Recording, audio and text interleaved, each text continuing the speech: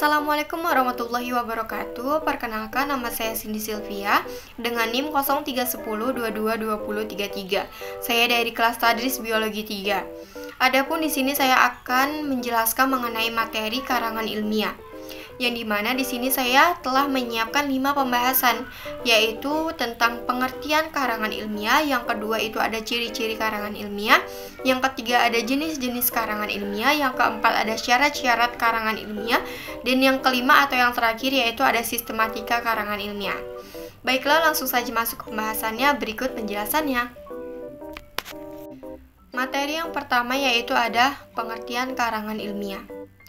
Menurut Broto Wijoyo, karangan ilmiah adalah karangan ilmu pengetahuan yang menyajikan fakta dan ditulis menurut metodologi penulisan yang baik dan juga benar.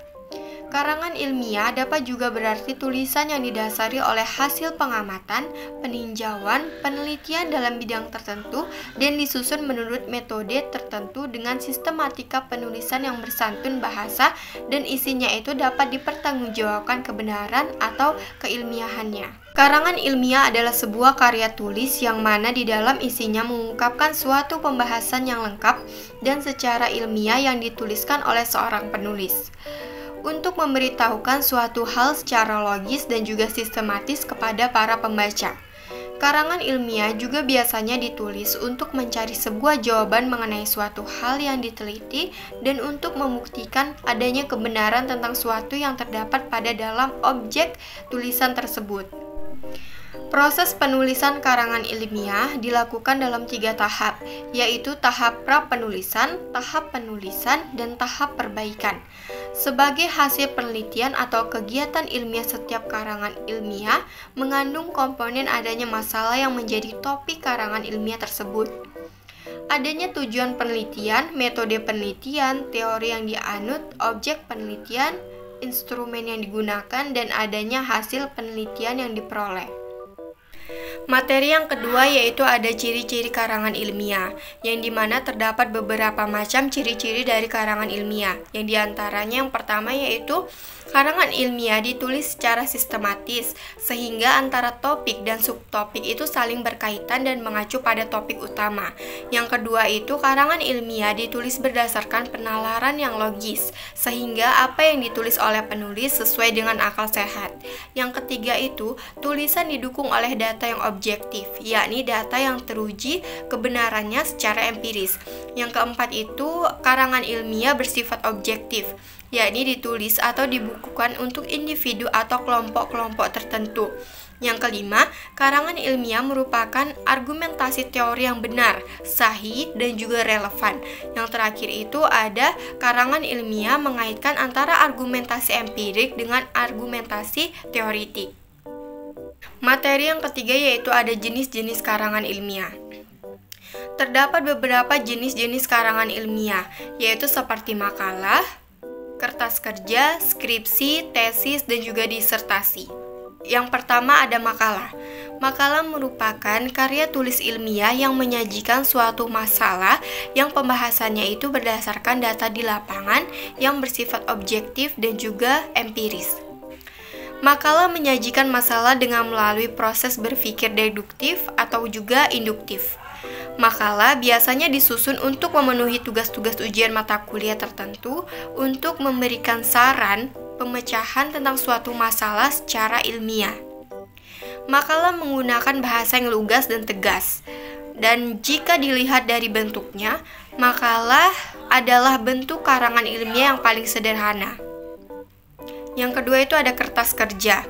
Seperti halnya makalah, kertas kerja juga merupakan karangan ilmiah yang menyajikan suatu berdasarkan data di lapangan yang bersifat empiris dan juga objektif. Analisis dalam kertas kerja lebih mendalam dibandingkan analisis dalam makalah. Kertas kerja ditulis untuk disajikan dalam suatu seminar ataupun lokakarya. Jadi, tujuan utamanya adalah untuk dipresentasikan dalam pertemuan ilmiah. Yang ketiga itu ada skripsi. Skripsi merupakan karya tulis ilmiah yang mengemukakan pendapat penulis berdasarkan pendapat orang lain. Pendapat yang diajukan harus didukung oleh data, dan fakta empiris serta objektif. baik berdasarkan penelitian langsung atau observasi langsung maupun penelitian tidak langsung ataupun studi kepustakaan. Nah, biasanya skripsi ini ditulis untuk melengkapi persyaratan memperoleh gelar sarjana. Yang keempat yaitu ada tesis. Tesis merupakan karya ilmiah yang sifatnya lebih mendalam daripada skripsi. Tesis akan mengungkapkan pengetahuan diri yang diperoleh dari penelitian sendiri. Karya tulis ini akan memperbincangkan pengujian terhadap suatu hipotesis atau lebih. Dengan kata lain, tesis adalah karya tulis yang membahas suatu pernyataan atau teori yang didukung oleh sejumlah argumen yang dapat dipertanggungjawabkan. Tesis biasanya ditulis untuk melengkapi ujian sarjana strata 2 atau magister. Disertasi merupakan karya tulis ilmiah yang mengemukakan suatu dalil yang dapat dibuktikan oleh penulis berdasarkan data dan juga fakta yang sahih dengan analisis yang terinci. Disertasi ini berisi suatu temuan penulis sendiri yang berupa temuan original. Intinya, disertasi ini adalah karya ilmiah yang mengemukakan suatu beberapa dalil disertai dengan pembuktian berdasarkan data dan juga fakta yang diamatinya.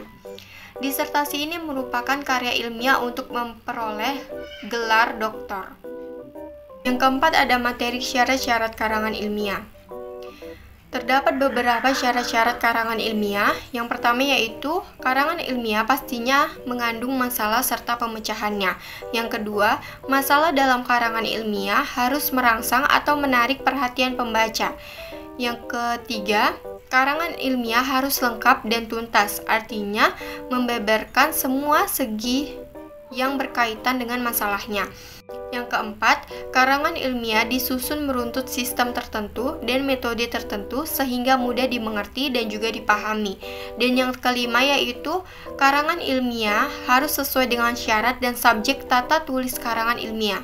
Yang dimana syarat-syarat dan subjek tata tulis karangan ilmiah terdiri dari beberapa macam, yaitu yang pertama menggunakan bahasa tulis ilmiah, yang kedua mengangkat fenomena yang terjadi dalam kehidupan, yang ketiga menggunakan cara pengkajian tertentu, yang keempat menemukan sesuatu yang dapat dijadikan masalah untuk memprediksi atau mengontrol fenomena dalam kehidupan.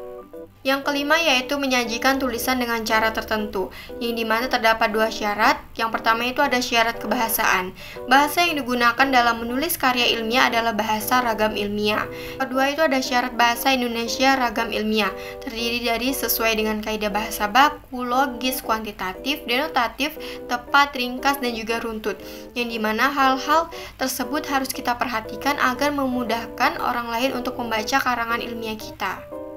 Materi yang terakhir yaitu ada sistematika karangan ilmiah. Kita sebagai mahasiswa pastinya udah gak asing lagi nih sama yang namanya sistematika karangan ilmiah. Karena ketika kita membuat makalah ataupun yang lainnya, kita juga pasti akan melewati sistematika karangan ilmiah tersebut.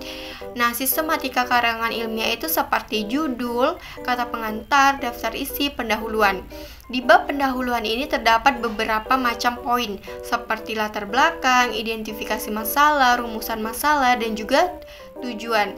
Nah, selanjutnya itu ada bab isi atau pembahasan, yang dimana pada bab isi atau pembahasan ini merupakan inti dari karangan ilmiah yang kita tulis. Selanjutnya itu ada bab penutup, yang dimana bab penutup ini terdiri dari kesimpulan dan juga saran.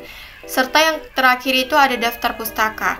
Nah, di daftar pustaka ini berisi referensi-referensi yang kita gunakan untuk membuat karangan ilmiah kita.